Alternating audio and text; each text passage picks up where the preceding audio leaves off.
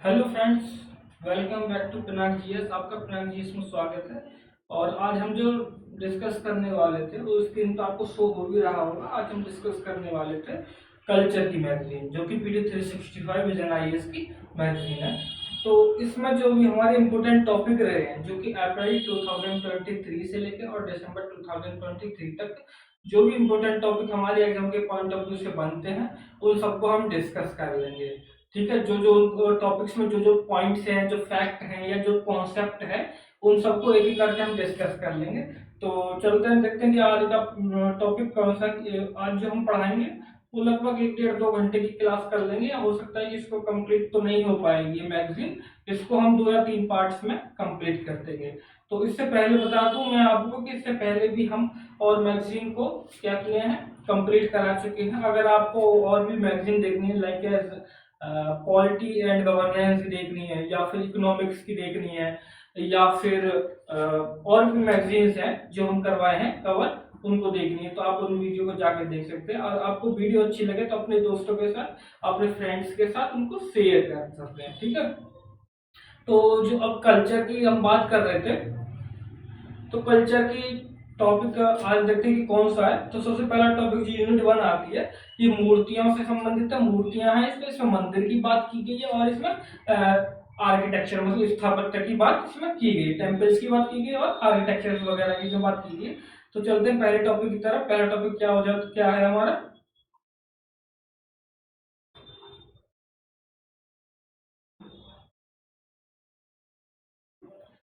पहला टॉपिक है UNESCO recognition, UNESCO द्वारा मान्यता प्राप्त। तो यूनेस्को द्वारा मान्यता प्राप्त आप सबको पता होगा कि अभी न्यूज में रहा था शांति निकेतन।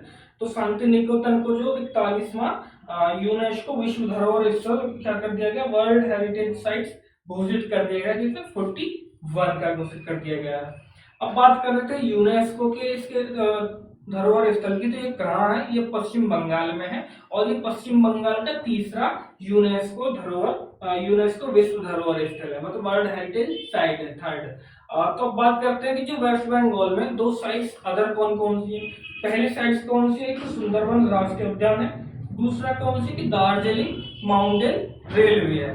कौन सा? दार्जिलिंग माउंटेन रेलवे में रहा है। तो इसे आकार देने के लिए देने में रविंद्रनाथ टैगोर के साथ साथ सुरेंद्रनाथ टैगोर और नंदलाल बोस और कौन से पैट्रिक और ऑर्थर गॉडेस की अहम भूमिका इसमें रही थी।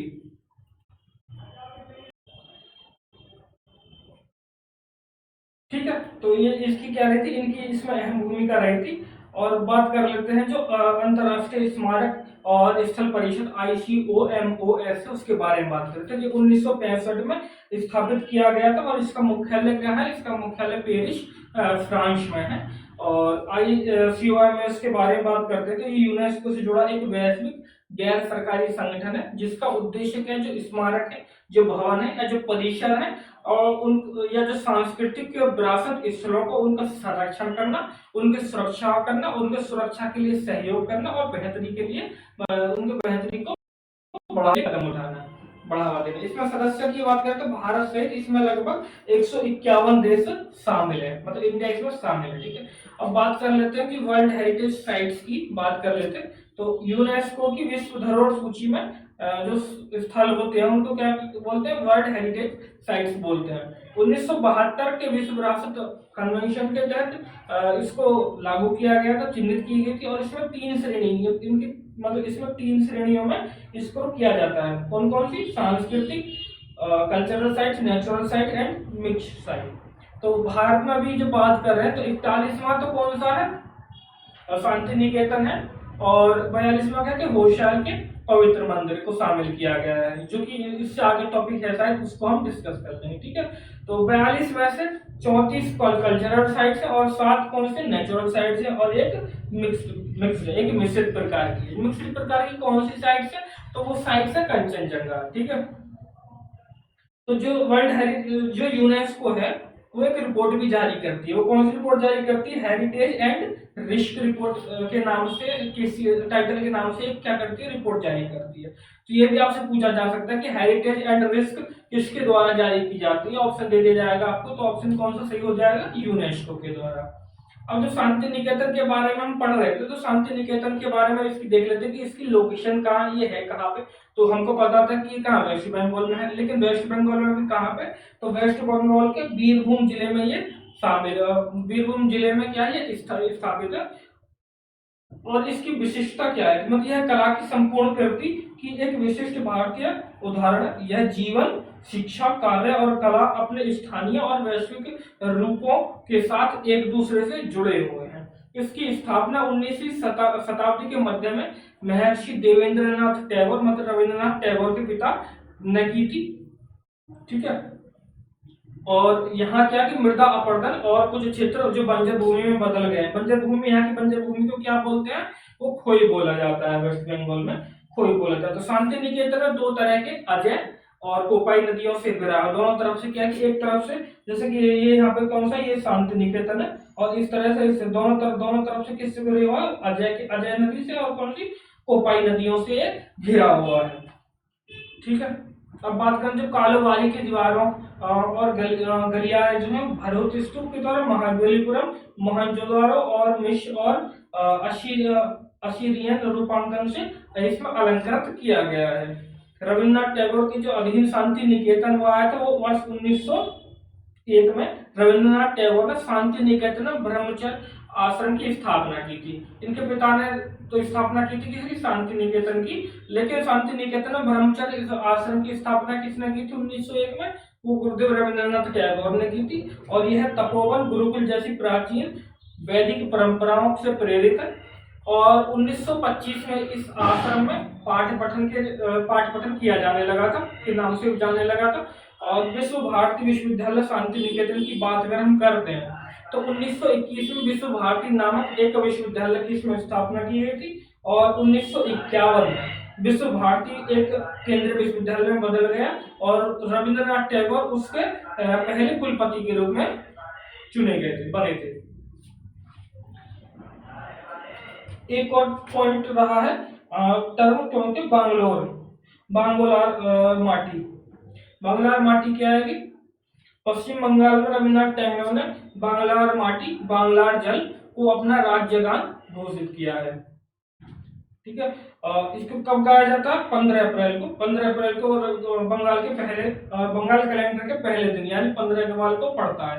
पोइला बैसाख, मतलब पहला बैसाख के राज्य दिवस के रूप में इसको मनाया जाता है। रविन्द्रनाथ टैगोर ने आमार सोनार बांग्ला, जो क्या है कि बांग्लादेश का राष्ट्रीय गान है, उसकी भी क्या की थी, रचना की थी। तो शांति निकेतन हो जाता है समाप्त। नेक्स्ट टॉपिक है हमारा सेक्रेड एम्बिशंस ऑफ होयसाल, पवित्र होयसाल के मंदिर। तो इसको क्या चर्चा में रहा है क्योंकि यूनेस्को ने कर्नाटक के में जो स्थित ये मंदिर है, पवित्र होयसाल मंदिर है, इसको 42 वर्ल्ड हेरिटेज साइट में शामिल कर लिया है, विश्व धरोहर में शामिल कर लिया है। पवित्र होयसाल मंदिर में तीन मंदिर समूह आते हैं। कौन कौन से आते हैं, तो चिन्ना केशव मंदिर बेलूर, और होयसाल मंदिर हेलेबीडू, और केशव मंदिर सोमनाथपुरा। जो होयसाल मंदिर है वो कर्नाटक का चौथा विश्व धरोहर स्थल है। तो अन्य 3 धरोहर स्थल कौन कौन से हैं, पहला हम्पी है, दूसरा क्या कि पतंगलकल, और तीसरा कौन सा, पश्चिमी घाट जो कि कर्नाटक वाला भाग है, और चौथा कौन सा हो जाता है, होयसाल के मंदिर। ठीक है। अब होयसाल के मंदिर के बारे में बात कर लेते हैं कि इनकी कुछ अनूठी विशेषताएं हैं जिनके कारण ये चर्चा में रहते हैं। जो इनकी विशेषताएं है वो क्या है कि मतलब ये चिन्नाकेशव मंदिर, जिसे विजय नारायण मंदिर के नाम से भी जाना जाता है, और इसके निर्माणकर्ता कौन है, 1117 ईस्वी में बेलूर क्षेत्र जो कि हासन जिले में पड़ता है, वहां के राजा विष्णुवर्धन ने इसका निर्माण करवाया था। ये मंदिर कौन सी नदी के तट पर स्थित है, ये यगची नदी के, इसको यागची नदी बोलते हैं, यगची नदी के तट पर स्थित है। और जो इसके देवता हैं वो एक कूट, मतलब एक देवालय वाला मंदिर है, और गर्भगृह में भगवान कृष्ण की मूर्ति स्थापित है। और यह मंदिर किसको है, केशव किसको कहा जाता है, भगवान विष्णु को कहा जाता है। तो ये भगवान विष्णु को समर्पित मंदिर है। जैसे कि चिन्ना का अर्थ होता है सुंदर, और केशव विष्णु के अन्य नाम चिन्ह है। ठीक है। मतलब यह वर्तमान मंदिर जो श्रद्धालुओं के लिए खुला है। जो 3 मंदिर थे उन तीनों मंदिरों से एकमात्र मंदिर है जहां श्रद्धालुओं द्वारा पूजा अर्चन की जाती है। बात करते हैं होयसाल मंदिर की, जो हेलेबीडू मंदिर है। तो 1121 ईस्वी में हलेविडु जो कि हासन जिले में बनवाया गया था। राजा कौन से ने? विष्णुवर्धन ने इसको बनवाया गया था। यह मंदिर कहाँ है? द्वार समुद्र झील के तट पर अवस्थित है। और देवता कौन से हैं? ये संहार के देवता नटराज को, नटराज के रूप में किसको? भगवान शिव को समर्पित है। और जो केशव मंदिर है इसके निर्माणकर्ता कौन है? केशव मंदिर के निर्माणकर्ता होयसाल राजा नरसिंह तृतीय के शासन काल में एक जो उच्च अधिकारी थे सोमनाथ ने 1268 ईस्वी में सोमनाथपुरा मैसूर में इसको बनवाया था। और यह कौन सी नदी के तट पर है? यह कावेरी नदी के तट पर अवस्थित है। और यह त्रिकुट मंदिर है। यहाँ भगवान कृष्ण की तीन रूप कौन कौन से? जनार्दन, केशव और वेणुगोपाल को समर्पित है, इसलिए कौन सा? त्रिकुट मंदिर बोला जाता है इसको। और होयसाल मंदिर की स्थापत्य शैली कौन सी होती है? वो मिक्स्ड शैली और बेसर शैली है। या तो मिक्स्ड शैली में देखने को मिलते हैं या फिर हम बेसर शैली में देखने को मिलते हैं। और जो वेसर शैली है ये द्रविड़ शैली और जो कि साउथ में देखी जाती है, और नागर शैली जो कि नॉर्थ इंडिया में देखी जाती है। दोनों का क्या है? दोनों का मिक्स्ड रूप है, मिश्रित रूप है। और यह शैली, इस शैली को भूमिजा शैली का अत्यधिक प्रभाव पड़ता है। भूमिजा शैली क्या है? ये उत्तरी भारत शिखर का एक प्रकार है। मतलब जो यहाँ की डोम्स बनाए जा रहे हैं, जो शिखर बनाए जा रहे हैं वो अलग अलग प्रकार के जो बनाए जाते हैं। कौन सी भूमि बनाए जाते हैं? भूमिजा शैली प्रकार में बनाए जाते हैं। जो मंदिर स्थापत्य है ये, इनकी कुछ विशेषताएं वो कौन सी है? ऊंचे चबूतरे पाए जाते हैं और मंदिरों का निर्माण जो सेल खड़ी का उपयोग किया गया है। गर्भगृह बनाए गए हैं, पीठासन बनाए गए हैं और इसमें क्या बनाया गया? इसमें मंडप भी बनाया गया है। और सबसे बड़ी बात है कि जो गोपुरम जो मंदिर का प्रवेश द्वार होता है वो काफी ऊंचा बनाया जाता है। क्या बनाया जाता है? काफी ऊंचा बनाया जाता है। जो अगर इनकी अन्य विशेषताओं की देखें, जो इनको मंदिर को अन्य मंदिरों से अलग करते हैं, तो वो क्या कि इनकी छत पर एक टोड़ा गुम्बद मतलब कॉर्वेल्ट डोम्स बने हुए हैं इनकी छत पर। ठीक है, अब बात कर लेते हैं होयसाल राजवंश की। जो होयसाल राजवंश क्या है? तो जो इसकी उत्पत्ति क्या होगी? कर्नाटक के मलनाड क्षेत्र का मूल निवासी माना जाता है। हालांकि कुछ अभिलेख इन्हें उत्तर भारत के जो यादव वंश है यदुवंशी के रूप में जोड़ते हैं। जो संस्थापक है इसका वो राजा नरप काम द्वितीय है और इसे पश्चिमी गंग राजवंश के साथ गठबंधन बनाया था। इसका शासनकाल 10वीं ईस्वी से 14वीं ईस्वी शताब्दी ईस्वी तक माना जाता है। इसकी राजधानी क्या थी? बेल्लूर थी, जिसे बाद में द्वार समुद्र, जिसको अभी क्या बोलते हैं? हैलेविडु बोलते हैं, में स्थानांतरित कर दिया गया, वहां ट्रांसफर कर दिया जाता है। साम्राज्य का जो इनके विस्तार था वो कर्नाटक से लेकर तमिलनाडु तक देखने को मिलता है, बड़ा क्षेत्र पे। और प्रमुख शासक कौन कौन से हैं? इसके प्रमुख शासक है विष्णुवर्धन के बाद बीरबल्लाल द्वितीय। और उनका प्रशासन कैसा था? प्रशासन जो था होयसाल राजा साम्राज्य केरसम नाडुओं कंपन विषय और देश में विभक्त था। मतलब विकेंद्रीकृत था। और जिनका पतन हुआ था, पतन किस कारण हुआ था? कि इनका अंतिम शासक जो था वो बीरबल्लाल तृतीय था और 1343 ईस्वी में मदुरै में एक युद्ध हुआ था, उस युद्ध में इसकी मृत्यु हो जाती है। तब हरिहर प्रथम ने होयसाल साम्राज्य के संप्रभु राज्य क्षेत्रों के को तुंगभद्रा नदी थी उस क्षेत्र में अपने प्रशासन के अधीन उसको मिला लिया था। तो यहाँ से इनका क्या देखने को मिल जाता है? यहाँ से इनका पतन देखने को मिलता है। अब बात करते हैं टेम्पल्स की। जो चर्चा में टेम्पल्स है, तो सबसे पहले है कि कोणार्क का सूर्य मंदिर। तो चर्चा में क्यों रहा है? चर्चा में इसलिए रहा कि जो अभी हाल ही में G20 की शिखर सम्मेलन बैठक हुई थी, वहां पे जो कोणार्क का सूर्य मंदिर था उसके पहिए पे जो चित्र उत्कीर्ण है उनको प्रदर्शन किया गया, उनको वहां पर दिखाया गया। तो कोणार्क के सूर्य मंदिर के बारे में अगर हम बात करें तो यह यूनेस्को के वर्ल्ड हेरिटेज साइट में मतलब विश्व विरासत स्थल में शामिल है। इसको क्या बोलते हैं? इसको बेलैक पैगोडा भी बोलते हैं, अर्घ क्षेत्र या पद्म क्षेत्र के रूप में भी इसको मानते हैं। कोणार्क सूर्य मंदिर के पहियों का निर्माण 13वीं शताब्दी में पूर्व गंगे वंशीय राजा कौन से राजा ने? नरसिंह देव प्रथम ने करवाया था और यह भगवान सूर्य को समर्पित है। सूर्य की जो खगोलीय गति है उसको उस प्रकार से दर्शाता है। ठीक है, जो कोणार्क का सूर्य मंदिर है, भारत में नोबेल पुरस्कार विजेता रविन्द्रनाथ टैगोर ने कहा था कि यह एक ऐसी जगह है जहां पत्थरों की भाषा मनुष्य की भाषा से श्रेष्ठ जहाँ क्या कि जहाँ पत्थरों की भाषा क्या है, मनुष्य की भाषाओं से श्रेष्ठ है। तो भारत में और भी सूर्य मंदिर है। तो अन्य सूर्य मंदिर कौन कौन से हैं? एक तो है मार्तंड सूर्य मंदिर जो कि जम्मू कश्मीर में पड़ता है। दूसरा कौन सा? कटारमल सूर्य मंदिर उत्तराखंड का। सूर्य पहर मंदिर कौन सा? असम का। दक्षिणार्क सूर्य मंदिर बिहार में।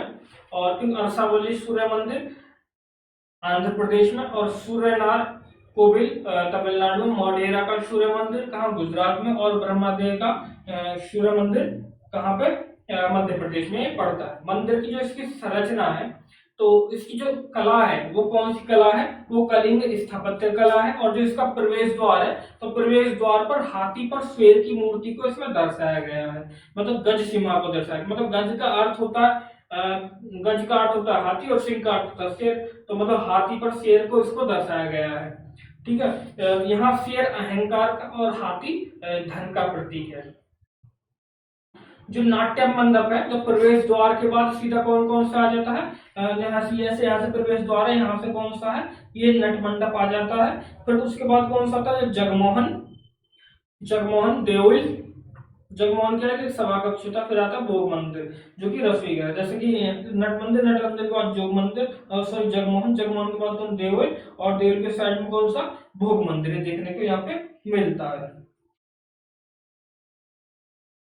ठीक है,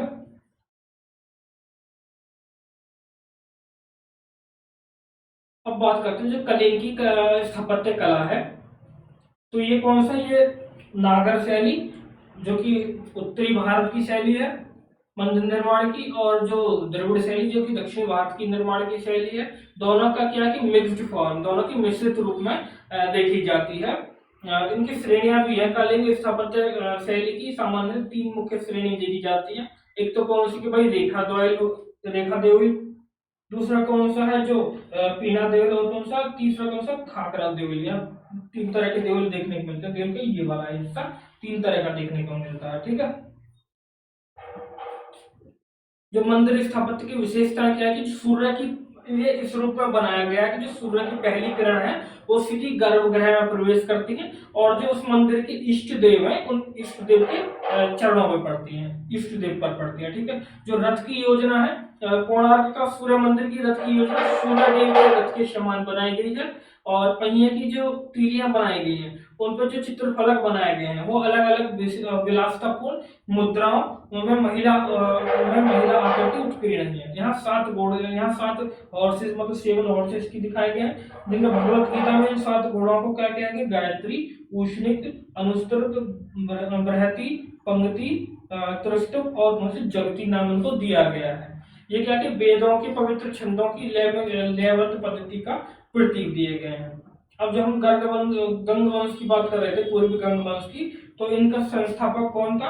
इसका संस्थापक था कर्णव, जो कि पूर्वी गंग वंश का संस्थापक माना जाता है। और इसकी समयावधि कितनी है? 537 ईस्वी में इसको जारी किया गया था इंद्रवर्मन ने।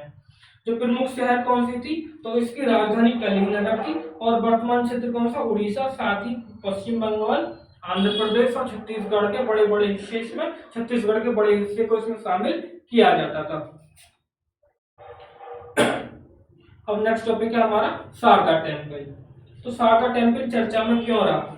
शारदा टेम्पल चर्चा में इसलिए रहा कि जो जम्मू कश्मीर है कि कुपवाड़ा जिले के टीटवाल गांव में एलओसी के करीब नवनिर्मित शारदा मंदिर में नवरात्रि पूजा का आयोजन किया गया, जो एलओसी के पास पड़ता है। वहां पर क्या किया गया? जो नवरात्रियों में पूजा करा दी गई। यह मंदिर पाकिस्तान अधिकृत कश्मीर, मतलब पीओके में की नीलम घाटी में स्थित पारंपरिक शारदा देवी पीठ की ओर से जाने वाले मार्ग में पड़ता है। और शारदा देवी पीठ के बारे में और देखें तो प्रमुख जो 3 तीर्थ स्थल है उसमें से एक है। दो कौन से? दो मार्तंड सूर्य मंदिर और कौन सा? अमरनाथ सूर्य मंदिर। यह मंदिर मार्तंड सूर्य मंदिर से काफी मिलता जुलता है। शारदा देवी पीठ का महत्व क्या है? तो इसका धार्मिक महत्व की बात करते हैं, 18 महाशक्ति पीठों में से एक है। और यह हिंदू देवी जिसको सरस्वती को या माता देवी शारदा भी बोलते हैं, तो सरस्वती को समर्पित है। देवी शारदा को बोला जाता है कि ये कश्मीरी पंडित जो है उनकी कुल देवी है। तो कोई कई लोग क्या करते हैं, देवी को कश्मीर पुरावासिनी मतलब कश्मीर की निवासी के रूप में भी मानते हैं और उस रूप में भी इसको पूजा करते हैं। तो अगर शैक्षणिक महत्व की अगर हम बात करते हैं तो यह समय पीठ वैदिक ग्रंथ शास्त्रों और उच्चतर शिक्षा के अध्ययन का प्रमुख केंद्र था। इसकी तुलना नालंदा और तक्षशिला जैसे बड़े बड़े विश्वविद्यालयों से की जाती थी और ऐसा माना जाता है कि एक समय पे यहाँ 5000 से ज्यादा विद्यार्थी क्या करते थे, अध्ययन करते थे। और इस विश्वविद्यालय इसकी एक अपनी एक लिपि थी जिसको शारदा लिपि बोला जाता है। क्या थी? इस शारदा लिपि अपने स्वयं की एक लिपि थी जिसको शारदा लिपि कहा जाता है। ठीक है, जो सुर्खियों में अदर टेम्पल्स इन न्यूज की बात अगर हम करते हैं तो भारत में टोटल ज्योतिर्लिंग कितने हैं? पहला भारत में टोटल ज्योतिर्लिंग है 12 ज्योतिर्लिंग है। कौन से? महाकालेश्वर है, ओंकारेश्वर है, नागेश्वर है, सोमनाथ है, त्र्यंबकेश्वर है, भीमाशंकर है, रामेश्वरम है, मल्लिकार्जुन है, गणकेश्वर है, काशी विश्वनाथ है, वैद्यनाथ है, केदारनाथ है। तो ये ज्योतिर्लिंग है। तो हमारा मंदिर कौन सा रहा है न्यूज में? न्यूज में हमारा मंदिर रहा है त्र्यंबकेश्वर मंदिर। तो त्र्यंबकेश्वर मंदिर क्यों न्यूज में रहा है इसके बारे में हम देख लेते हैं। तो त्र्यंबकेश्वर मंदिर भगवान शिव के 12 ज्योतिर्लिंगों में से एक है और यह कहा, यह ब्रह्मगिरि पर्वत की तलहटी में स्थित है और गोदावरी नदी यहीं से प्रवाहित होती है। तो गोदावरी नदी के पास में पड़ता है और ब्रह्मगिरि पर्वत की तलहटी में है। जो इसका निर्माण कराया था जो थर्ड पेशवा थे बालाजी बाजीराव 1740 से 1760 तक शासन किया था ने एक पुराने मंदिर के स्थान पर इसका निर्माण करवाया था। और यह जो है मंदिर की स्थापत्य शैली कौन सी? क्योंकि नॉर्थ इंडिया में पड़ता है तो इसकी स्थापत्य शैली कौन सी है? नागर शैली है। और इसका निर्माण जो करवाया गया है वो काले पत्थर से करवाया गया है। ठीक है, एंड नेक्स्ट मंदिर है हमारा तुंगनाथ मंदिर। तुंगनाथ मंदिर यह कहाँ है? यह उत्तराखंड के रुद्रप्रयाग जिले में पड़ता है और यह 1000 वर्ष से भी पुराना है। इसकी मान्यता है कि यह है कि इसकी जो नींव रखी थी वो अर्जुन ने रखी थी। जो पांडव थे उसमें से अर्जुन ने इसकी नींव रखी थी। यह दुनिया की सबसे ऊंचाई पर स्थित शिव मंदिर है जो लगभग 12,000 फीट की ऊंचाई पर है। और इसको क्या बोलते हैं? इसको तृतीय केदार भी कहते हैं क्योंकि गढ़वाल हिमालय में मौजूद शिव मंदिर के 5 केदार शंभुओं में शामिल है। तो जो पंच केदार है उसमें कौन कौन से हैं? केदारनाथ है, महेश्वर है, तुंगनाथ है, रुद्रनाथ है और कौन से हैं? कल्पनाथ है। तो 5 जो केदार है, पंच केदार जो है उसमें से इसको तृतीय केदार के नाम से भी जाना जाता है। तो ये भी हमारे लिए इंपॉर्टेंट हो जाता है। नेक्स्ट मंदिर कौन सा हमारा? नेक्स्ट मंदिर है जागेश्वर मंदिर और पार्वती कुंड। तो जो जागेश्वर मंदिर है वो जटागंगा नदी के पास स्थित है और यह शिव मंदिर अलग अलग देवताओं के 100 से अधिक प्राचीन लघु मंदिरों से घिरा हुआ है। और यह गुप्तोत्तर और पूर्व मध्य काल के हैं ये मंदिर जो है। और कत्यूरी राजवंश के शासक ने इनका निर्माण करवाया था। स्कंद पुराण और लिंग पुराण के अनुसार शिवलिंग की पूजा सबसे पहले जगेश्वर से ही आरंभ होती है। तो ये इसलिए इम्पोर्टेंट हो जाता है।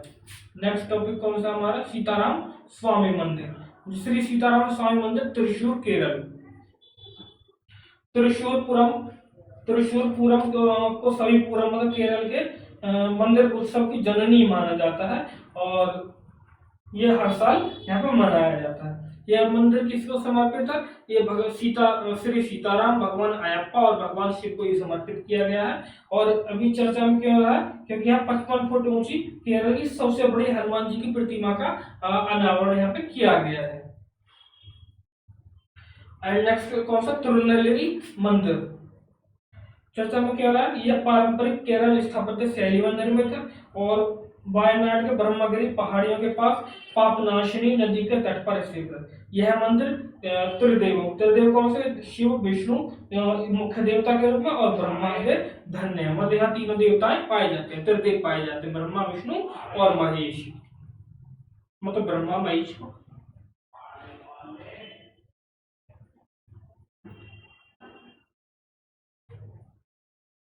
और डिस्कस करते हैं नेक्स्ट यूनिट को। नेक्स्ट यूनिट क्या है हमारा? जो स्थापत्य आर्किटेक्चर है और जो मूर्ति कला है उसके बारे में बात करते हैं। तो मोहनजोदड़ो से नर्तकी की मूर्ति मिली थी, ये हम सबको पता है, लेकिन चर्चा में क्यों रही है? चर्चा में ये रही है जो दिल्ली में आयोजित अभी इंटरनेशनल म्यूजियम एक्सपो 2023 मनाया गया, तो वहां शुभंकर के रूप में मोहनजोदड़ो की नर्तकी की मूर्ति से प्रेरित एक मूर्ति बनाई गई और उसको वहां पर रखा गया। तो जो इसकी थीम थी, तो इसकी थीम क्या थी? इसकी थीम थी संग्रहालय, संधारणता और कल्याण थी। ठीक है। इस शुभंकर चन्नापट्टम कला शैली से लकड़ी की बनी नर्तकी था, जो मोहनजोदड़ो की नर्तकी से प्रेरित थी, जो अभी अभी मैंने बताया था। ठीक है। जो मोहनजोदड़ो की नर्तकी थी उसके बारे में अगर हम बात करते हैं, तो जो नर्तकी की मूर्ति मिली थी वो कहाँ से मिली थी? इंडस वैली सिविलाइजेशन के मोहनजोदड़ो स्थल से प्राप्त की गई थी, और यह मूर्ति कितनी लगभग 2500 ईसा पूर्व की है।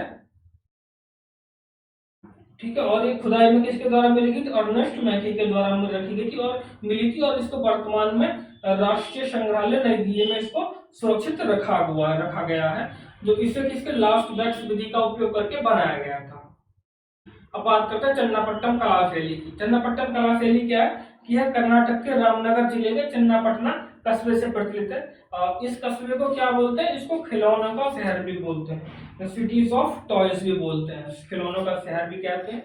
और 2005 में इस शैली को क्या मिला है? इसको ज्योग्राफिकल इंडिकेशन भी मिला है, मतलब संकेतक भी इसको दे दिया गया है, भौगोलिक संकेतक भी, जीआई टैग भी दे दिया गया है। और इस शैली में ज्यादातर आइवरी कास्ट का उपयोग किया जाता है, हालांकि शीशम का, चंदन की लकड़ियों का भी कभी कभी प्रयोग कर लिया जाता है। तो ये इतना हो जाता है। अब नेक्स्ट पॉइंट कौन सा है? नटराज की प्रतिमा, नटराज स्टेच्यू। तो चर्चा में क्या हो रहा? चर्चा में यह है दिल्ली में जो आयोजित हुई थी G20 की शिखर सम्मेलन की बैठक जो हुई थी, उसमें जो भारत मंडपम परिसर में दुनिया की सबसे ऊंची नटराज की प्रतिमा स्थापित की गई है। इस प्रतिमा के बारे में अगर हम बात करें तो ये अष्ट धातुओं से निर्मित है। कौन कौन सी धातु है? वो सोना है, चांदी है, तांबा, शीशा, जस्ता, टिन, लोहा और पारा के इसमें मिक्सचर बनाया गया, उस मिक्सचर से इसको बनाया गया है। इसे लास्ट बैच प्रोसेस मतलब लुप्त मोम प्रक्रिया विधि के द्वारा इसको बनाया गया है। और बात करते हैं अब इसकी नटराज की। नटराज को क्या बोलते हैं? नृत्य के देवता भी बोला जाता है। चोल शासक नटराज शिव को अपना कुल देवता मानते हैं, चोल शासक जो है। नटराज की मूर्ति के बारे में हम बात करते हैं, तो ये आपको नटराज की मूर्ति दिख रही होगी। तो जो इसका ऊपरी दाएं हाथ है, उस जो ऊपरी दाएं हाथ में क्या है? डमरू है। तो ये क्या करता है? ध्वनि का सृजन करता है। ये क्या करता है? ये ध्वनि का सृजन करता है, और मतलब उसका प्रतीक के रूप में लिया जाता है। जो ऊपरी बाएं हाथ है उसमें क्या है कि उसमें अग्नि रखी गई है, और उसमें क्या रखी गई? अग्नि रखी गई। ये क्या करता है? ये अग्नि सृष्टि के विनाश का प्रतीक है। और जो निचला दाहिना हाथ है उसमें क्या कि अभय हस्त मुद्रा है, ये भय को दूर करती है। जो निचला बाएं हस्त है इसमें क्या दो हस्त मुद्रा है। ठीक है। फिर आपको मुद्रा दिख रही होंगी। और इस प्रतिमा में एक बौने आकार के शिव के दाहिने पैर के नीचे दबा हुआ है, जिसको क्या बोलते हैं? जिसको अपस्मार का या अज्ञान का राक्षस भी बोलते हैं, दैत्य का प्रतीक है जो। और जो शिव का जो गत्रांतरिक मुद्रा है उसमें बायां पैर उठाए हुए हैं, जो क्या कहता है? तिरोभाव, यानी मन के जो भय है उस भय को क्या करता है? पर्दा हटा देता है।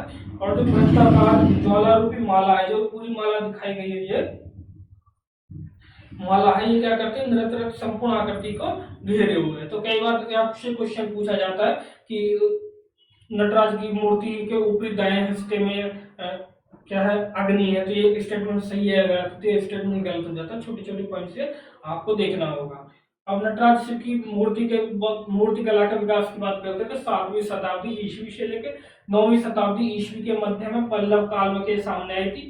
और नटराज से संबंधित मंदिरों की अगर हम बात करते हैं, तो तमिलनाडु के चिदम्बरम शहर में तिल्ले नटराज मंदिर है। और यह मंदिर जिस जगह अवस्थित है वह विश्व की चुंबकीय भूमध्य रेखा का एक केंद्र बिंदु है, कि वहां से जो विश्व की चुंबकीय रेखा है वहां उसका सेंटर पॉइंट है।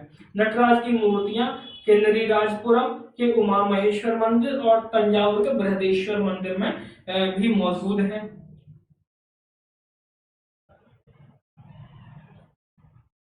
ठीक है।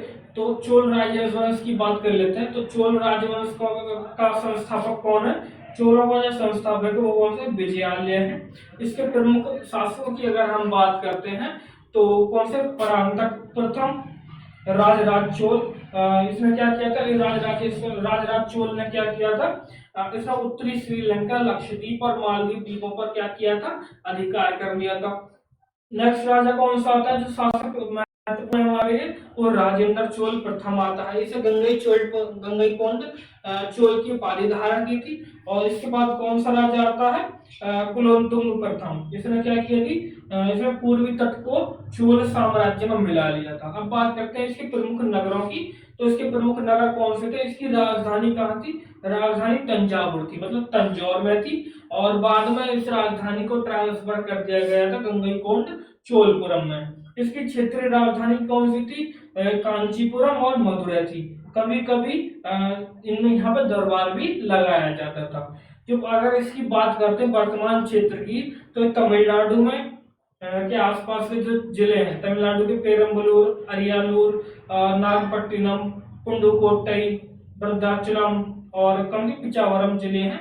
यहाँ पे इसको ये इसके क्षेत्र सम्मिलित किए जाते हैं। अगर इसकी संस्कृति की बात करें तो यहाँ क्या किया जाए? कांस्य मूर्ति की ढलाई की जाती थी और मुख्य रूप से हिंदू देवता नटराज की कांस्य मूर्तियां यहाँ पे बड़ी संख्या में बनाई जाती थी। और जो भूमि कर था वो आय के सबसे बड़ा स्रोत के रूप में होता था। और जो अधिकारी थे वो जीविका के नाम से वेतन के रूप में भूखंड उनको दिया जाता था, भूमि का हिस्सा उनको दिया जाता था। जो इनकी भाषा थी, अगर हम इसकी लैंग्वेज की बात करें तो इनकी लैंग्वेज तमिल भाषा थी। और यह जनता के लिए शिक्षा का माध्यम भी थी, मतलब कि शिक्षा अर्जित करने के लिए भी तमिल भाषा का प्रयोग किया जाता था। संस्कृत भाषा पूजा पाठ के लिए प्रयोग की जाती थी। जो इनका प्रशासन था वो प्रांतों में विभाजित था और इन प्रांतों को क्या कहा जाता है? इन प्रांतों को मंडलम कहा के रूप में जाना जाता था। और प्रत्येक गांव ने स्वशासी इकाई के रूप में कार्य किया था और राजा प्रमुख निर्णय लेने वाला एक केंद्रीय प्राधिकारी के रूप में विद्यमान था या होता था। अब बात करते हैं सामाजिक धार्मिक परिस्थितियों की। तो चोल शासकों ने जैन धर्म, बौद्ध धर्म, शैववाद, वैष्णववाद सभी धर्मों को संरक्षण प्रदान किया और समाज में उच्च स्तर की साक्षरता और शिक्षा की उपस्थिति थी। संस्कृत शिक्षा ब्राह्मणों तक ही सीमित थी, ठीक है। और क्योंकि जाति को इंडगे और वलिंगे में में विभाजित किया गया था और शाही परिवार जो थे उसमें सती और देवदासी जैसी प्रचलित प्रथाएं भी इसमें विद्यमान थी। तो इनका पतन कैसे हुआ? तो चोल वंश को पांड्य वंश ने क्या किया? प्रतिस्थापित कर दिया, पराजित कर देते और चोलों को हटा देते हैं पांड्यों के द्वारा। अब बात करते हैं, नेक्स्ट टॉपिक आ जाता है हमारा चोल से रिलेटेड है जो कि सेंगोल है। सेंगोल तो चर्चा में क्यों रहा? चर्चा में इसलिए रहा कि जो नया संसद भवन अभी इसमें बनाया गया है उसमें प्रधानमंत्री के द्वारा सेंगोल को उसमें स्थापित किया गया। तो सेंगोल की अगर हम बात करते हैं आया कहां से है, तो जो पंडित जवाहरलाल नेहरू 14 अगस्त 1947 को तमिलनाडु के जो एक मठ था वहां से आए वहां से कुछ पुरोहित आते हैं और वो पुरोहित क्या कहते हैं? सेंगोल को देते हैं पंडित नेहरू जी को। तो वो क्या है कि वो सत्ता हस्तांतरण का प्रतीक के रूप में माना जाता है। सेंगोल शब्द सेंगोली से लिया गया जो कि तमिल शब्द है जिसका अर्थ होता है नीति परायणता, ठीक है। सेंगोल को धारण करने वाला व्यक्ति को न्यायपूर्ण और निष्पक्ष रूप से शासन करने का आदेश दिया जाता है जिसे तमिल में अनंगई कहते हैं, ठीक है। चोल प्रशासन की अगर बारे में हम बात करते हैं तो राजा सबसे शक्तिशाली होता था और शीर्ष अधिकारियों को पेरुंतरम के नाम से जाना जाता था और जो उससे निचले अधिकारी होते थे उनको श्रुतरम के नाम से जाना जाता था। चोल साम्राज्य मंडलम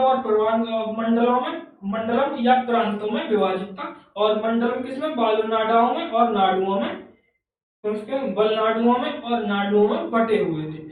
जो चोल साम्राज्य में जो भूमि थी उनकी अलग अलग श्रेणी थी। एक तो कौन सी थी? वेलन वागाई भूमि थी। ये किसके थी? जो गैर ब्राह्मण किसान भूमि थी, ब्रह्मदेव मतलब जो ब्राह्मणों को उपहार में दी गई हुई भूमि थी, जो लैंड थी, जो कि उसको मिलती थी पुरोहित वगैरह को, एक साला भोग, मतलब किसी विद्यालय के रख रखाव के लिए ये भूमि दी गई थी, उसको साला भोग कहा जाता था। और देवदान और कौन सी पल्ली चंद्रम, देवदान क्या थी, जो मंदिरों को उपहार में दी गई भूमि थी, और जो पल्ली चंद्रम था वो जैन संस्थाओं को दान में दी गई भूमि थी।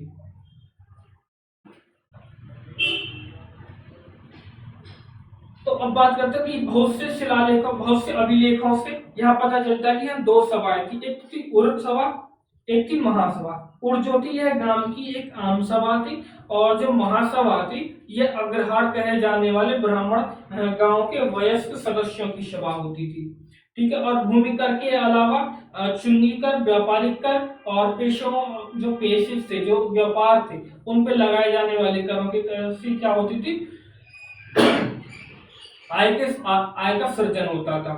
चोल राजाओं ने कुछ समृद्ध सामंतों को मुंबई 3 राजाओं की अपनी सेवा प्रदान करने के लिए वेतन या किसान कौन से अरियार, जो कि प्रधान होता था, जैसी उपाधियां दी हुई थी। ठीक है। तो आपसे ये भी पूछ लिया जाता है कि जो मेंदु वेलन क्या है, मुंबई वेलन क्या है, ये आपसे पूछ लिया जाता है। ऐसी चीजों को आप ध्यान रखेंगे। अब देखते हैं कि G20 शिखर सम्मेलन की बात करते हैं। तो इसकी जो थीम थी वो कौन सी थी, वसुधैव कुटुंबकम। को ये कहाँ से ली गई है, ये ली गई है महाउपनिषद से ली गई है। जो G20 शिखर सम्मेलन में जो प्रदर्शित की गई जनजाति कला है, ये आकृति है। तो कौन सी, तो पिथौरा चित्रकला है, और अंगोरा का पश्मीना शॉल है, और अम्मावाड़ी की धातु शिल्प है, मध्य प्रदेश की गौड़ पेंटिंग है, और लोकंपी की मृद भांड है। जो मिट्टी के बर्तन इसमें देखने को मिलते हैं। अब बात करते हैं कि G20 के प्रत्येक देश ने अपनी 2 प्रदर्शनियों को प्रदर्शित किया था। तो भारत की तरफ से कौन कौन सी प्रदर्शनी थी जिनको प्रदर्शित किया गया था, तो भारत की तरफ से सबसे पहले शारदा लिपि में हस्तलिखित ऋग्वेद की जो पांडुलिपि थी उसको प्रदर्शित किया गया, और अष्टाध्यायी जो कि पाणिनि की पुस्तक है, जो कि संस्कृत के व्याकरण से संबंधित है, उसको क्या किया गया था, उसको प्रदर्शित किया गया था। तो ये भी आपसे क्वेश्चन में पूछा जा सकता है कि भारत की ओर से जो G20 शिखर सम्मेलन हुआ था, और उसमें प्रत्येक देशों ने अपने यहाँ से 2 प्रदर्शनियों को प्रदर्शित किया है, तो भारत ने अपने यहाँ से कौन सी प्रदर्शनियों को शामिल किया है। तो आपका हो जाता है, तो शारदा लिपि में हस्तलिखित ऋग्वेद की पांडुलिपि को किया था, और दूसरा क्या था, जो अष्टाध्यायी की पुस्तक है, सॉरी, जो पाणिनि की पुस्तक है अष्टाध्यायी, उसको क्या किया गया था, उसको दिखाया गया था।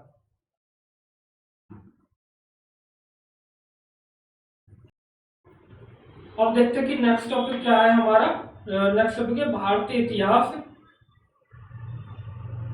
मतलब भारतीय इतिहास में लोकतांत्रिक परंपराओं की बात अगर हम करते हैं, तो प्राचीन भारत में लोकतांत्रिक परंपराओं की अगर हम बात करते हैं, ऋग्वेद में 2 तरह की समितियों की और 2 तरह की सभा, अर्थात समिति, सभा और समिति का क्या मिलता है, उल्लेख मिलता है। कौन सी सभा का 1 नंबर और समिति 2 नंबर, 2 तरह की सभा उनका मिलता है। और बौद्ध सिद्धांत में राजा और बौद्ध संघ के लीडर्स के चुनाव के मानदंडों का भी वर्णन मिलता है। तो प्राचीन भारत में भी क्या थी, लोकतांत्रिक परंपरा कहीं ना कहीं देखने को मिलती है। हम इसको कोट्स कर सकते हैं अपने आंसर राइटिंग वगैरह में। उत्तर मेरु शिलालेख, खालिमपुर ताम्रपत्र शिलालेख और के महास्थान अभिलेख, ये देख लेना है आपको। और भगवान बसवेश्वर का अनुभव मंडप, भगवान बसवेश्वर की अगर हम बात करते हैं तो 12वीं शताब्दी में के महान कवि थे, और इनका जन्म जो वर्तमान में भी कर्नाटक है, पहले कौन सा था, पहले कार्नाटिक था, अब कौन सा कर्नाटक है, तो कर्नाटक में हुआ था। और ये दक्षिण भारत में सामाजिक धार्मिक सुधार, अनुभव मंडप, वचन साहित्य और लिंगायत आंदोलन किए जाने के लिए जाने जाते हैं। और 23वीं शताब्दी में पुरी की सोमनाथ ने वसा पुराण की रचना की थी। इसमें बस बन्ना के जीवन और विचारों का पूरा विवरण देखने को मिलता है। अब बात करते हैं जो नया संसद भवन है उसको उद्घाटन कर दिया गया है, जो अभी सेंगोल की हमने बात की थी।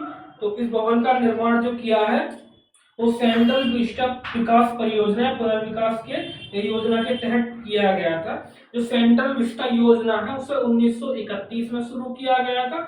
इस योजना के तहत जो राष्ट्रपति भवन है, नॉर्थ और साउथ ब्लॉक है दिल्ली के, जो संसद भवन है और जो अभिलेख कार्यालय है और उसके साथ साथ जो इंडिया गेट बना हुआ है उसको क्या किया, उसको शामिल किया गया था। और साथ ही इसमें राजपथ जिसका नाम अभी क्या कर दिया गया, कर्तव्य पथ कर दिया गया कि दोनों ओर के नागरिक उद्यानों का विकास भी इसमें शामिल किया गया था।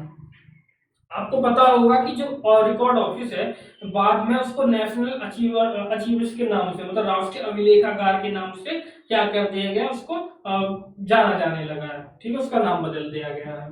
तो एक भारत श्रेष्ठ भारत की भावना के तहत नए संसद भवन का आकार वो कौन सा है, वो त्रिकोणीय है और इसे पद्मश्री वास्तुकार विमल पटेल के द्वारा डिजाइन किया गया है। अब बात देख लेते हैं कि एक भारत और श्रेष्ठ भारत की भावना क्या है। तो लोकसभा कक्ष जो है राष्ट्र पक्षी मोर की थीम पर आधारित किए गए हैं और जो राज्यसभा कक्ष है वो राष्ट्र पुष्प कमल के थीम पर आधारित किए गए हैं। और जो नया संसद भवन अभी बनाया गया है, जो उसका प्रांगण है, जो उसका आंगन है, चौक जो बोलते हैं, उसमें राष्ट्रीय वृक्ष कौन सा, बरगद को उसमें लगाया गया है। और जो पार्लियामेंट बनाया गया है उसमें सिंगुल को अध्यक्ष की कुर्सी के बगल में स्थापित किया। यहाँ अध्यक्ष की कुर्सी रखी गई होगी और यहाँ पर सेंगुल को रख दिया गया। सेंगुल क्या कि न्याय का प्रतीक है, जो अभी मैंने बताया था कि उसका क्या मतलब होता है, न्यायपरायणता की मतलब होता है। ठीक है, राष्ट्र प्रतीक को संसद भवन के कारण शीर्ष पर स्थापित किया गया है। और जो भदोई है उत्तर प्रदेश में, वहां से बनी हुई कालीन जो कि विश्व प्रसिद्ध है उसको लगाया गया है। ठीक है, उसको लगाया गया। भदोई को क्या जानते हैं, भदोई को कारपेट सिटी के नाम से जानते हैं, कालीन शहर के नाम से भी जानते हैं। और मुख्य द्वार पर अशोक चक्र बना हुआ है जिस पर सत्यमेव जयते लिखा हुआ है कि सत्य की सदा विजय होती है, लिखा हुआ है। सागौन की लकड़ी नागपुर से लगाई गई है। संगमरमर को गुजरात से लाया गया है। और जो बलगो पत्थर लाल और सफेद दोनों तरह का कहां से मंगाया गया है, राजस्थान से मंगवाया गया है। और त्रिपुरा से मंगवाई गई बांस की लकड़ी जो है उसको वहां पे लगाया गया, उसके फ्लोर पे लगाया, उसके फर्श पे लगाया गया है। जो भारत के नए संसद भवन में 6 प्रवेश द्वार है।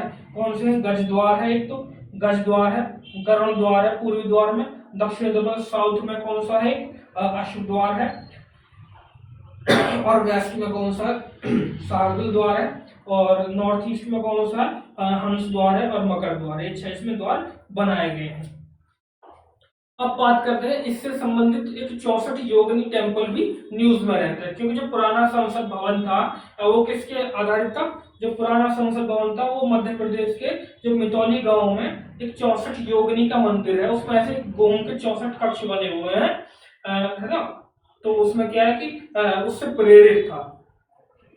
तो जो पुराना संसद भवन थे उसके वास्तुकार कौन थे, वो थे Lutyens, Edwin Lutyens and Herbert baker. तो जब आप जाएंगे इंडिया गेट वगैरह की साइड में तो आपको देखने को मिलेगा लुटियंस रोड, लुटियंस चौक, ऐसी चीजें देखने को मिलेगी। तो कौन से हैं वो, एडविन लुटियंस के हैं, जो कि वास्तुकार थे किसके, पुराने वाले संसद भवन जब निर्माण हुआ था तो उनके द्वारा उसका स्ट्रक्चर वगैरह दिया गया था कि ऐसे ऐसे चीजें को बनाना है।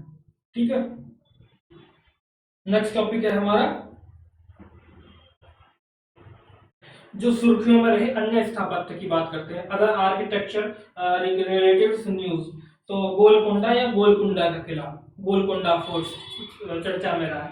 तो चर्चा में क्यों रहा है कि मतलब 13वीं शताब्दी की शुरुआत से संबंधित है ये किला और काकतीय राजवंश के द्वारा बनवाया गया था। इस क्षेत्र पर काकतीय राजवंश करता था। और 16वीं और 17वीं शताब्दी में इस पर कुतुब शाही सुल्तान ने क्या किया था, सुल्तानों ने इस पर शासन किया था। और गोलकुंडा कुतुब शाही सुल्तानों की क्या थी, प्रधान राजधानी के रूप में भी काम किया था गोलकुंडा ने। ठीक है, एक फोर्ट चर्चा में रहा है, एक फोर्ट कौन सा, सीरी फोर्ट। सीरी फोर्ट का निर्माण 13वीं शताब्दी में अलाउद्दीन खिलजी ने करवाया था और दिल्ली के 8 शहरों में से ये एक माना जाता है। और 1303 ईस्वी में अपनी राजधानी सिरी की नींव रखी थी किसने, अलाउद्दीन खिलजी ने। और इसने इसकी जल की आवश्यकता को पूरा करने के लिए हौज खास नाम से एक जल क्या करवाया था, एक तालाब का निर्माण, एक जलाशय का निर्माण भी वहां पर करवाया था, जिसको आज भी हम क्या बोलते हैं, हौज खास के नाम से ही जानते हैं दिल्ली में। अब बात करते हैं स्टैच्यू ऑफ वननेस, एकात्मता की मूर्ति, इस चर्चा में क्यों हो रही है। तो जो आदि शंकराचार्य हैं उनको जगत गुरु भी कहा जाता है। तो जो 8वीं शताब्दी में अद्वैत वेदांत थे, मतलब कि द्वैत को नहीं मानने वाले, इन्होंने अद्वैत वेदांत का क्या किया था, उनको उस दर्शन का उन्होंने अपनी एक फिलॉसफी दी थी, मतलब उसका एक क्या किया था, प्रतिपादन किया था। और इनका जन्म जो हुआ था ये केरल के कलाडी में इनका जन्म हुआ था। और ओंकारेश्वर में आदि शंकराचार्य की 108 फुट ऊंची मूर्ति का अनावरण किया गया, जिसको क्या किया गया, स्टैच्यू ऑफ वननेस, मतलब एकात्मता की मूर्ति के रूप में जाना जाता है, का नाम दिया है। तो जो भारत में और अन्य प्रसिद्ध प्रतिमाएं रही हैं उनके बारे में हम देख लेते हैं। तो स्टैच्यू ऑफ यूनिटी, ये आप बताएंगे कि कहाँ, statue of unity Sardar Vallabh भाई पटेल को समर्पित है और गुजरात के केवड़िया में इसको स्थापित किया गया है। इसका नदी बताएंगे आपकी, कौन सी नदी के तट पर, कौन से बांध पे है, कौन से कहाँ स्थापित है। तो इसके आप ज्योग्राफिकल लोकेशन जो है वो आपको एक बार और डिटेल में देख लेनी है। अब बात करते हैं नेक्स्ट की, statue of equality. Statue of equality संत श्री रामानुजाचार्य को समर्पित है और हैदराबाद में इसको स्थापित किया गया है। Statue of peace, statue of peace के किसके लिए है, जो जैन भिक्षु हैं आचार्य श्री विजय वल्लभ सुरेश्वर, उनको किया गया। और कहाँ स्थापित है, यह राजस्थान में स्थापित की गई है। अब बात करते हैं स्टैच्यू ऑफ प्रॉस्पेरिटी, ये किसके लिए बनाई गई है, नाड प्रभु केम्पगौड़ा के द्वारा केम्पगौड़ा को क्या की गई, समर्पित की गई है और बेंगलुरु में इसको स्थापित किए गए हैं। तो आपको ये 5 मूर्तियां हैं, स्टैच्यू हैं, ये याद रखनी है। Statue of oneness, statue of unity, statue of equality, statue of peace, statue of prosperity. ठीक है, तो अब देखते हैं कि नेक्स्ट टॉपिक कौन सा।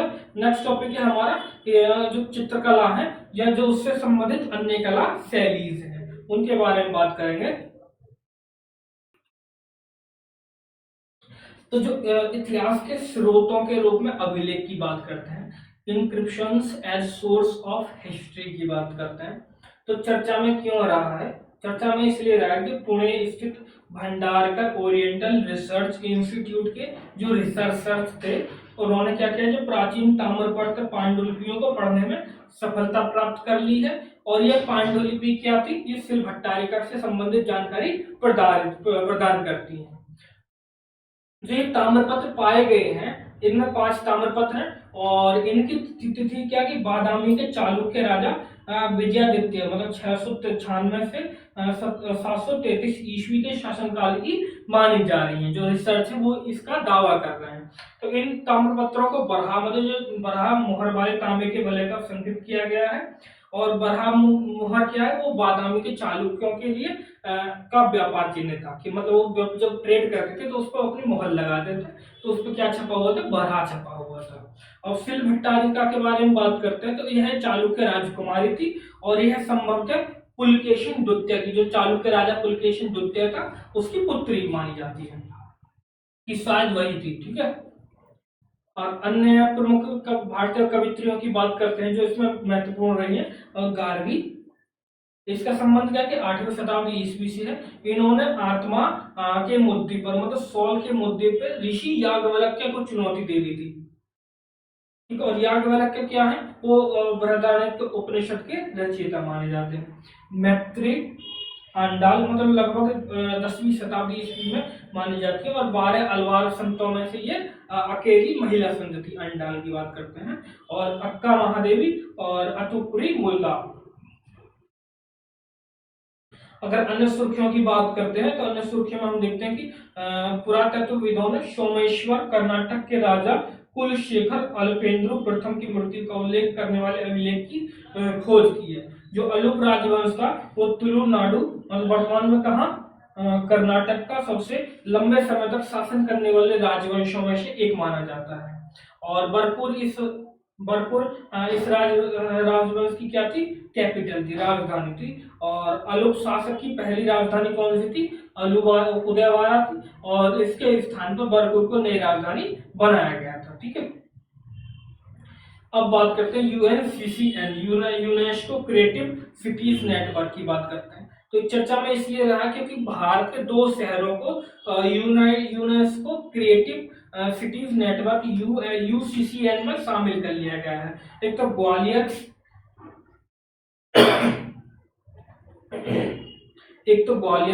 ग्वालियर को किया गया संगीत के शहर के रूप में, सिटी उसके रूप में, किसके रूप में, ग्वालियर को किया गया संगीत के शहर के रूप में, और जो कौंजी कोड है उसको साहित्य के रूप में क्या किया गया, शामिल किया गया है। अब बात करते हैं संगीत की ग्वालियर शहर की। तो ग्वालियर जो है संगीत संबंधी इतिहास का पुराना शहर रहा है। इससे तानसेन, बैजू बावरा जैसे संगीत दिग्गज यहाँ से माने जाते हैं कि इसी शहर से आते हैं। और IUCN में शामिल भारतीय अन्य शहर भी हैं। तो कौन कौन से शहर हैं, मुंबई फिल्म शहर के रूप में, और चेन्नई संगीत शहर के रूप में, हैदराबाद पाक कला मतलब गैस्ट्रोनॉमी के रूप में, और वाराणसी संगीत के रूप में, जयपुर शिल्प एवं लोक कला के रूप में, और श्रीनगर शिल्प एवं लोक कला के रूप में जाना जाता है। अब बात कर लेते हैं UCCN के रूप में। तो UCCN इसका गठन किया गया था 2004 में, और UCCN में शामिल होने वाले शहरों को वैश्विक पहचान मिलती है। साथ ही साथ उनके यहाँ जो टूरिज्म है, जो पर्यटन है, उसको भी बढ़ावा मिलता है। UCCN के 100 से अधिक देशों के 350 क्रिएटिव सिटीज इसमें शामिल किए गए हैं। और ये क्या किया जाता है, 7 क्रिएटिव क्षेत्रों में किए जाते हैं। कौन कौन से में, शिल्प लोक कला में, डिजाइन में, फिल्म में, पाक कला में, साहित्य में, मीडिया कला में, और संगीत वगैरह में इसमें किया जाता है। तो टोटल कितना है, 7 इसमें क्षेत्र है। 7 क्षेत्रों में डिसाइड किया जाता है कि कौन से शहर को किस सिटी में मतलब किस उसमें सेक्टर में रखा जाएगा, किस क्षेत्र में रखा जाएगा। अब बात कर लेते हैं यूनेस्को के बारे में। तो यूनेस्को 1945 में स्थापना की गई थी, और इसका मुख्यालय कहाँ है, पेरिस में इसका मुख्यालय है। और सदस्यों की बात करते हैं तो इसमें भारत सहित 194 कंट्रीज इसके परमानेंट सदस्य हैं, और जो 12 सदस्य हैं, जो 12 सदस्य हैं, वो एसोसिएट कंट्रीज के रूप में शामिल है, एसोसिएट मेंबर्स के रूप में शामिल है। जो इसकी पहल है, यूनेस्को द्वारा अन्य पहल भी है। तो यूनिवर्सल कॉपीराइट कन्वेंशन 1952 में किया गया था, वो भी इसके द्वारा किया गया था। लैंड एंड बायोस्फीयर प्रोग्राम 1971 में किया गया था। विश्व विरासत कन्वेंशन किया गया था 1972 में किया गया था, जो अमूर्त सांस्कृतिक विरासत की सुरक्षा के लिए अभिशम है 2003 है, वो भी इसके द्वारा किया जाता है। ठीक है, अब नेक्स्ट की बात करते हैं कि जहाज निर्माण की प्राचीन सिलाई विधि मतलब टंकाई पद्धति की बात कर लेते हैं। नेक्स्ट टॉपिक है। तो चर्चा में ये इसलिए रहा है कि जो हाल ही में केंद्रीय संस्कृति मंत्रालय और भारतीय नौसेना ने सामूहिक रूप से जहाज निर्माण की पुरानी तकनीकी को पुनर्विकसित किया है। जो पुरानी तकनीकी थी जहाज बनाने की, उसको दोबारा से पुनर्विकसित किया है, उसके तहत क्या की, जहाज बनाने की कोशिश की है। इस परियोजना को केंद्रीय संस्कृति मंत्रालय पूरी तरह से क्या करेगा, फंडिंग कर रहा है। और इस तकनीकी में क्या करते हैं, जो रस्सियां हैं या जो डोरियां हैं, नारियल के रेशे हैं, और जो प्राकृतिक रेजिन है या तेलों का उपयोग करके लकड़ी के तख्तों को एक साथ जोड़कर जहाज का निर्माण किया जाता है। इस पद्धति से जहाज बनाने का विचार अजंता के एक टंकन विधि से निर्मित जहाज के चित्र से लिया गया था। और यह पहल संस्कृति मंत्रालय के प्रोजेक्ट मौसम के अनुरूप है। प्रोजेक्ट मौसम का उद्देश्य क्या है, जो हिंद महासागर से सटे देश हैं उनके बीच संचार को फिर से जोड़ना और उनको क्या करना, उन्हें पुनः स्थापित करना। प्रोजेक्ट मौसम का एक उद्देश्य, प्रोजेक्ट मौसम के क्या है, प्रोजेक्ट मौसम के उद्देश्य है। अब बात करते हैं Mewar school of painting, Mewar चित्रकला शैली की। तो चर्चा में क्यों रही है,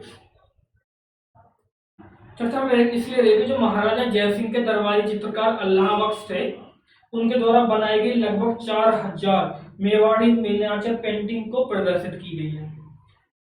मेवाड़ी लघु चित्रकला की अगर हम बात करते हैं 17वीं से 18वीं शताब्दी के बारे में, तो मेवाड़ चित्र कहाँ पड़ता है? राजस्थान। तो इसका विकास कहाँ होगा? मेवाड़ चित्र राजस्थान में इसका विकास होता है। और मेवाड़ शैली की उत्पत्ति 1605 ईस्वी में निसारुद्दीन नामक कलाकार द्वारा चुनार में चित्रित रागमाला चित्र से मानी जाती है। और जो नाथ द्वारा शैली है वो मेवाड़ शैली की क्या है? एक उप शैली के रूप में जानी जाती है। जो मेवाड़ शैली है उसकी विशेषताओं की अगर हम बात करें तो साधारण इसमें चमकीले रंगों का प्रयोग किया जाता है। और इस शैली में जो चित्र बनाए जाते हैं उसमें भावनाओं की, इमोशंस की क्या होती है? प्रमुखता होती है। ठीक है। मेवाड़ शैली के अगर प्रमुख कलाकारों की बात करें, कई बार ये भी पूछ लिए जाते हैं, तो कौन से हैं? साहबुद्दीन जो कि रागमाला के लिए, मनोहर रामायण का बालकांड के लिए, और जगन्नाथ बिहारी सतसई के लिए प्रमुख क्या है? कलाकार के रूप में जाना जाते हैं। जो राजस्थानी लघु चित्रकला है उसके कुछ अन्य प्रकार भी हैं। तो कौन कौन से? जयपुर चित्रकला शैली, जयपुर चित्रकला शैली, मालवा चित्रकला शैली, और बूंदी चित्रकला शैली, कोटा चित्रकला शैली, बीकानेर चित्रकला शैली, किशनगढ़ चित्रकला शैली, और जोधपुर चित्रकला शैली। ये कुछ इसकी क्या है कि राजस्थानी की उपशैली भी कह सकते हैं कि ये उसकी शैली है। ठीक है। अब एक और शैली चर्चा में रही है, बसोली चित्रकला। बसोली चित्रकला चर्चा में क्यों रही है? चर्चा में इसलिए जो कठुआ जिला है जम्मू कश्मीर का, उस यह क्या कि एक लोकल स्थानीय लघु चित्रकला फैली हुई है। मतलब लोकल क्या है? लोकल लघु चित्रकला शैली है, और इसको अभी जीआई टैग दे दिया गया है। तो यह जम्मू कश्मीर का पहला जीआई टैग है जो कि स्वतंत्र उत्पाद के लिए दिया गया है। बसोली चित्रकला आपको दिख रही होगी इसमें फिगर में, जो चित्र में दिखाया गया है। इसमें प्राकृतिक रंजकों और रंगों का उपयोग किया जाता है। कपड़े पे या कागज पर या लकड़ी पर इसको चित्रित किया जाता है। जो अदर पेंटिंग इन न्यूज में रही है उनकी बात करते हैं, तो चर्चा में कौन सी रही? बाघ प्रिंट। ठीक है। बाघ छपाई चर्चा में इसलिए रही है क्योंकि मध्य प्रदेश टूरिज्म बोर्ड ने धार जिला प्रशासन के सहयोग से बाघ प्रिंट पर आधारित टिकाऊ बैग बनाने के लिए एक प्रशिक्षित शिविर का क्या किया? शुभारंभ कर दिया गया। इसे बाघनी नदी के तट पर स्थित बाघ गांव के नाम से इसको क्या कहा जाता है? बाघ पेंटिंग कहा जाता है। इस पेंटिंग में सफेद पृष्ठभूमि पर लाल और काले रंग की वनस्पति रंगों का उल्लेख किया जाता है, उपयोग किया जाता है, और इसे जीआई टैग प्राप्त है। अब बात करते हैं पनामला चित्रकला जो कि तमिलनाडु में है। एक रिपोर्ट के अनुसार कि तालागिरीश्वर मंदिर में मौजूद 1300 साल पुराने चित्र धूमिल हो रहे हैं। यह मुख्य चित्रकला में अष्टभुजा वाले भगवान शिव को नृत्य करते दिखा गया है, और इसे क्या बोल रहा है? लता तिला भगनी के नाम से भी जाना जाता है। ठीक है। और इस मंदिर का निर्माण किसने करवाया था? पल्लव राजा नरसिंह वर्मन गुप्ते ने करवाया था, और वे किसके? राजसिंह के नाम से भी प्रसिद्ध थे। अब बात करते हैं चेरियल स्क्रॉल पेंटिंग की बात करते हैं। तो चेरियल स्क्रॉल पेंटिंग कहाँ की है? तेलंगाना की है। इसको जीआई टैग प्राप्त है। और इसकी विशेषताओं की अगर हम बात करते हैं तो कथात्मक प्रारूप में चित्रित होती है, और जो भारतीय पौराणिक कथाओं के साथ साथ पुराणों और महाकाव्यों के लघु और उससे संबंधित लघु कथाओं को इसमें चित्र पेंटिंग किया जाता है। अब बात करते हैं जो इसकी विशेषता की एक और विशेषता, तो जो इसका बैकग्राउंड होता है, जो इसकी पृष्ठभूमि होती है वो डार्क रेड कलर की, मतलब गहरे लाल कलर से की प्रधानता इसमें देखी जाती है। ठीक है। अब बात करते हैं पिछवाई चित्रकला, पिछवाई पेंटिंग चर्चा में क्यों रही है? क्योंकि यह लगभग 350 वर्ष पुरानी है, और चेन्नई में एक कला प्रदर्शनी का आयोजन किया गया जिसमें क्या किया गया? पिछवाई चित्रकला को दिखाया गया, जो कि कितनी है? लगभग 350 वर्ष पुरानी है। इस शैली का उद्भव कब हुआ था? 400 वर्ष पहले नाथ द्वारा नामक नगर से हुआ था, और यह राजस्थान के उदयपुर के निकट अवस्थित है। पिछवाई चित्रकला की जो पिछवाई शब्द की उत्पत्ति होती है, पिछ मतलब पीछे और वाई मतलब कपड़ा लटकाना से मिली है। इस शैली के अंतर्गत कपड़े पर भगवान कृष्ण के जीवन के आधारित कहानियों का चित्रण किया जाता है। अब एक और टॉपिक है गरबा नृत्य, गरबा डांस।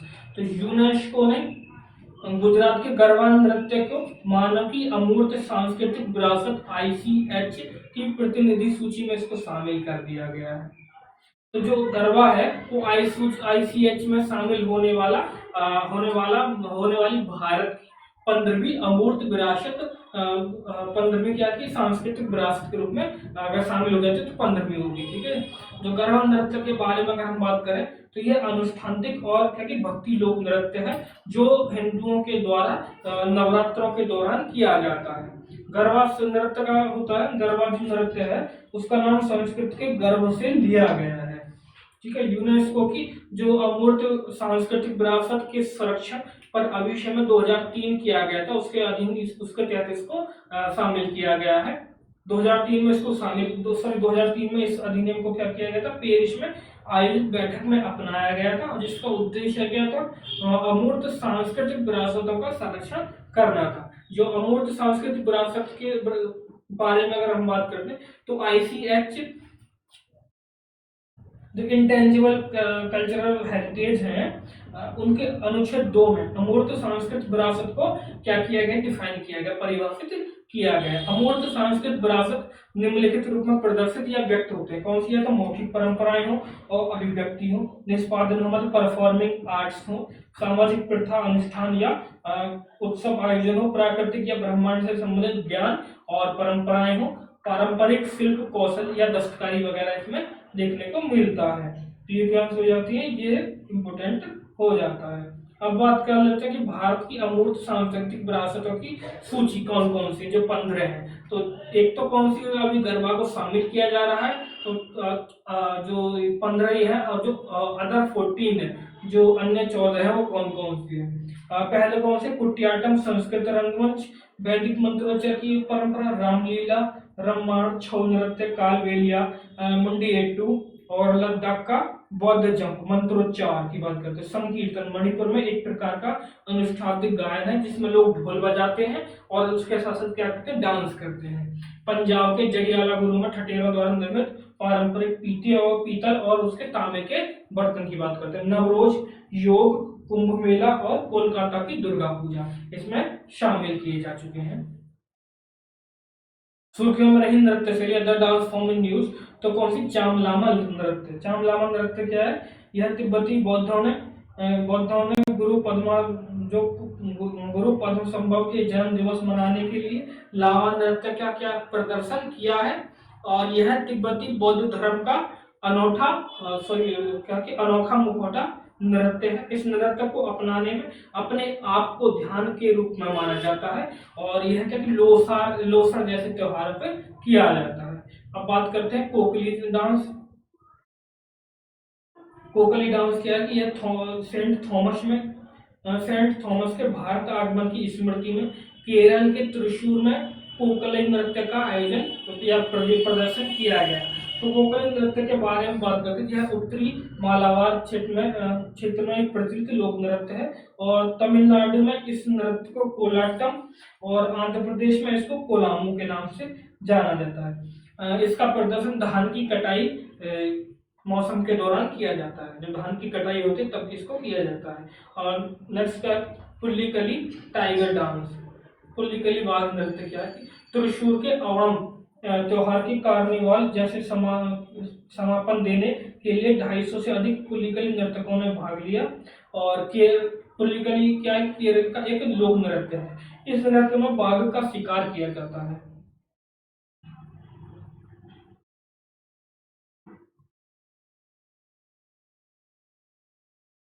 नेक्स्ट क्या की फणीकरी कलाकृति। फणीकरी कलाकृति क्या है, यह कलाकृति 200 ईसा पूर्वी से लेकर और 400 ईसा पूर्व तक की अवधि से संबंधित और पहली बार इसको 1942 में खोजी गई थी। और फणीकरी क्या है कि सांप के फल की आकृति की पहाड़ी है, वहां पर एक छोटा सा गांव तेलंगाना राज्य में, इसलिए इसको फणीकरी कलाकृति के नाम से जाना जाता है। अब देखते हैं कि वज्र मुष्टि कलाना, यह कुश्ती का एक अनूठा रूप है और यह पारंपरिक कुश्तियों से क्या थोड़ा अलग है। इसमें दो जट्टी लड़ाकू होते हैं, इसमें दो क्या होते हैं, लड़ाकू होते हैं। इसमें प्रतिद्वंदी कुश्ती में शामिल होने के लिए वज्र मुष्टि नामक एक हथियार का उपयोग किया जाता है और वज्रमुष्टि को नक्कल डस्टर मतलब भुज भी कहा जाता है। इस खेल में जो भी पहलवान अपने प्रतिद्वंदी जो भी पहलवान क्या कर देगा, अपने पहले प्रतिद्वंदी के सिर से खून निकाल देता है, जो भी पहले निकाल देगा उसको क्या कर देगा, उसका विजयी घोषित कर दिया जाता है। और इसका आयोजन नवरात्रि के 9वें दिन मैसूर पैलेस कर्नाटक में किया जाता है। इस तरह से ये यूनिट हो जाती है हमारी समाप्त। और नेक्स्ट यूनिट कौन सी है हमारी, नेक्स्ट यूनिट है हमारी इंपॉर्टेंट साइट्स इन न्यूज। जो इंपॉर्टेंट साइट न्यूज में रही है वो